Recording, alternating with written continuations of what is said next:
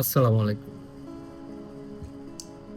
এই যে এখন আপনারা সবাই দেখতে পাচ্ছেন যে প্রচন্ড ভিড়ের মধ্যেও মানুষজন তার শেকড়ে পৌঁছানোর জন্য তার শেকড়ে পৌঁছানোর জন্য এত রিস্ক নিয়েও বাড়ি যাচ্ছে। তো এই ব্যাপারটা অনেকেই হয়তোবা বলছে জীবনের রিস্ক নিয়ে এত ইয়ে করার প্রয়োজন কি ছিল? চতুর্দিকে যেহেতু এত দুর্ঘটনা ইত্যাদি, ইত্যাদি।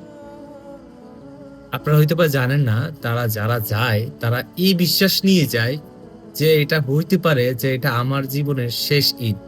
আমার পরিবারের সাথে, আমার প্রিয় মানুষের সাথে, আমার বন্ধুদের সাথে। হতে পারে এটা আমার শেষ ঈদ।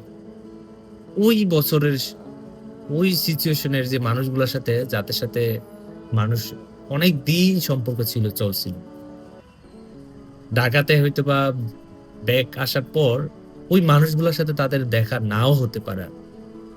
সো এইজন্যই আসলে মানুষ তার জীবনের রিস্ক নিয়েও তার ওই জীবনটাকে মূল্যায়ন করে তারপরে বাড়িতে যায়।